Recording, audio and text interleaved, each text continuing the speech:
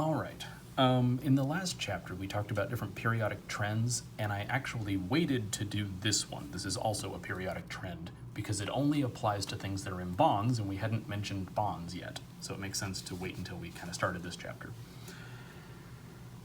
So electronegativity is essentially a measure of how evenly the electrons in a bond are shared.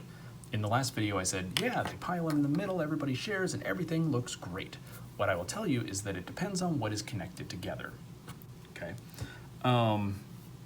What we find is, so it's essentially a measure of how much a bonded atom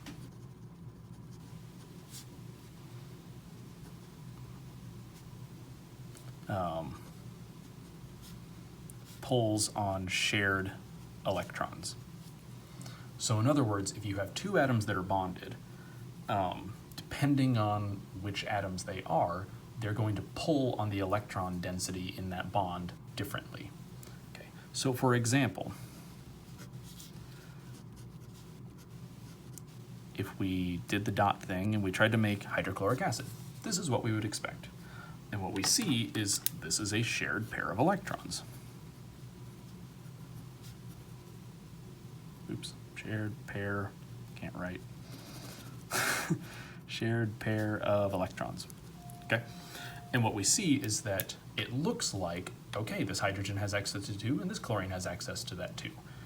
But what we see is that it turns out that the chlorine really pulls on these electrons more.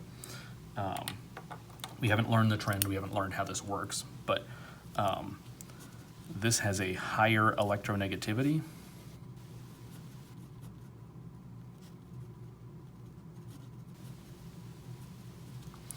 So it pulls more on the electrons. Okay, hydrogen has a lower electronegativity.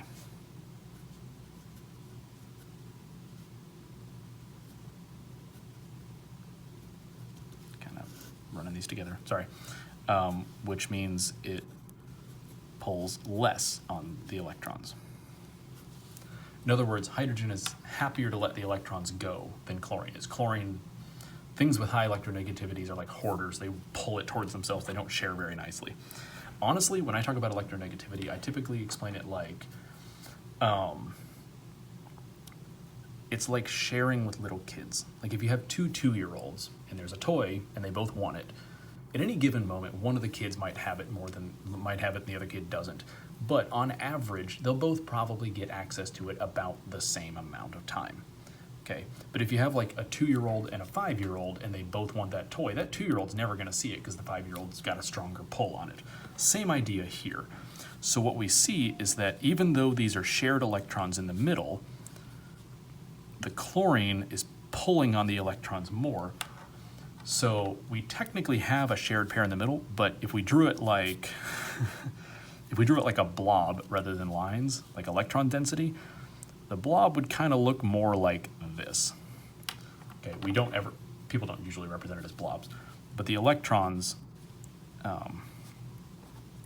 spend more time with the chlorine because the chlorine is pulling harder.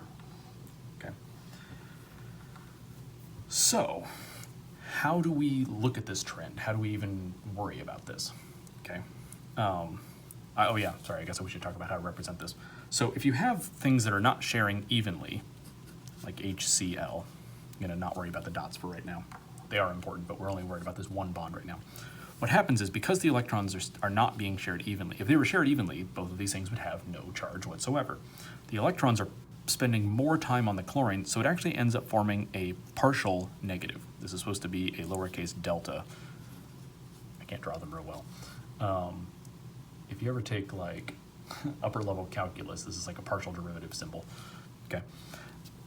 What you would find is that because the electrons are spending more time on the chlorine, it's gonna be slightly negative, and the hydrogen's going to be slightly positive, okay? So we write it as a line, we write it as a shared covalent bond, but the electrons are spending way more time over here, which is gonna cause this to be slightly negative and slightly positive. It's not a full charge, but this does make things a little more complicated. So let's talk about how to figure this out. So some guy named Linus Pauling, I do not need you to know his name necessarily, but you know, he did like revolutionize chemistry, so we might as well at least mention him. He did a lot of things too, kind of like that Lewis guy. He measured these things as best they could be, but there's no like experimental data that you can use to like assign a number to like electronegativities. He basically measured this as best he could, and he came up with a trend, but he also assigned numbers to it. Okay, he came up with the general trend is that electronegativity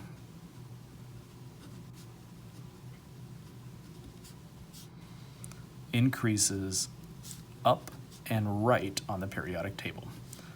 And unlike the last chapter, we're not going to go into all the horrifying, gory details as to why. But it shouldn't be unexpected. We know things on this side of the periodic table like to form negative charges, and things over here like to form positive charges. So it makes sense that if they had to share, this is going to pull the electrons towards itself to try to be slightly negative, and this is fine with being positive. So there's no unexpected trend there. So what the way I visualize it is fluorine is the most electronegative atom on the periodic table. So given the choice, if you can bond with fluorine, it's going to pull almost all the electron density towards it. And as you get farther away from fluorine, it gets more electropositive. Okay.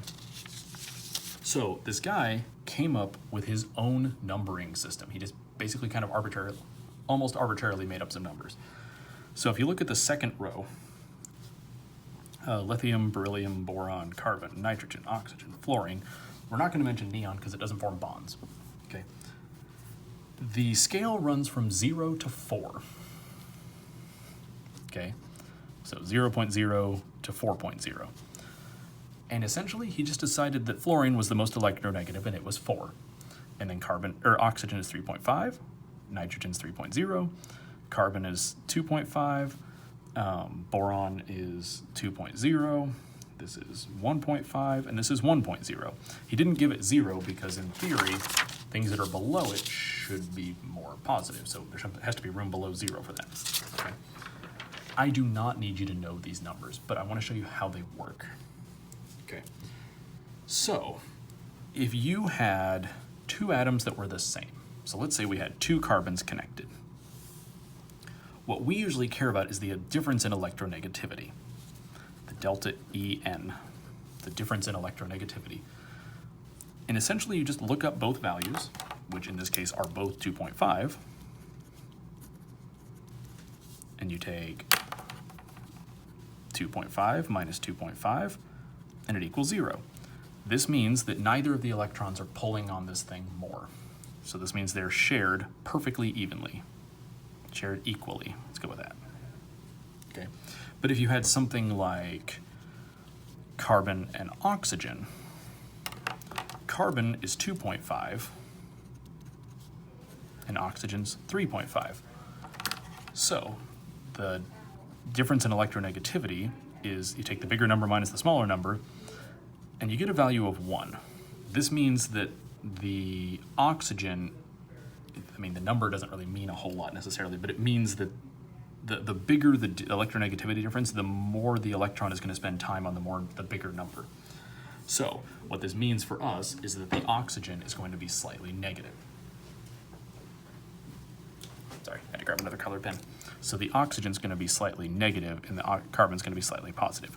Over here, both of them are pretty much 0 because there's no reason for them to be, there's no difference. Okay. And the problem is this creates gray area in the concept. So the trend kind of varies. I've seen it with different numbers in different textbooks, and it kind of is not the most obvious thing in the world. So in general, I have seen some textbooks, so differences in electronegativity. If you have an electronegativity difference between 0.0 and 0.5, you essentially have a completely covalent non-polar bond.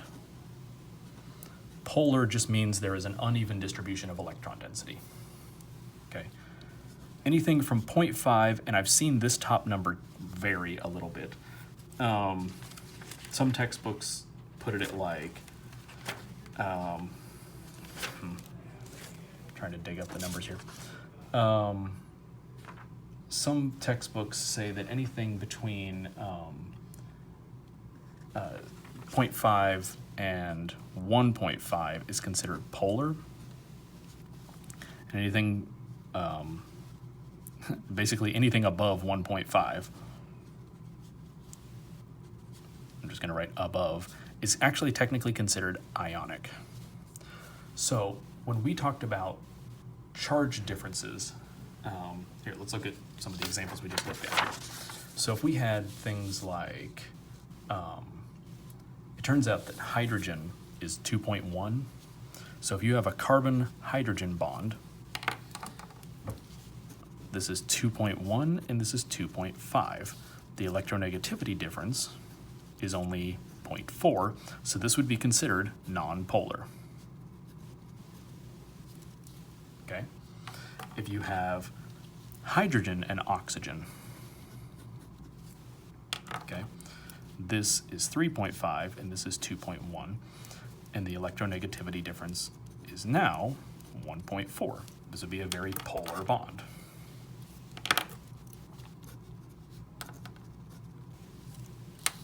Actually, now that I'm thinking about this, I have a sneaking suspicion that I was slightly wrong on this. Let's change this to 1.9. I want to say that 2 and above is ionic. Okay. If you compared this to something like hydrogen and fluorine, okay, the hydrogen's still 2.1 and the fluorine is 4.0. Now our value is 1.9. Okay, this would be essentially ionic. So what that really means is technically these things are not really all that, they're not really sharing the electrons. The hydrogen is like completely positive and the fluorine is completely negative. Okay, up here the oxygen is partially negative and the hydrogen's partially positive. Here you have like almost full charges. So the problem is, I would love to tell you, oh, it's polar or non-polar or ionic or non-ionic. It's a gradient. The closer you get to this 2 value, the more likely it is to be ionic. The closer you are to 0, if it's completely 0, you know it's completely non-polar. But this is 0.4 and it's still considered mostly non-polar. It's a gray area that's really subtle and honestly kind of a pain. Okay, so this will be important as we get through this chapter, but for right now, I'm just kind of introducing a new concept here. All right, thanks.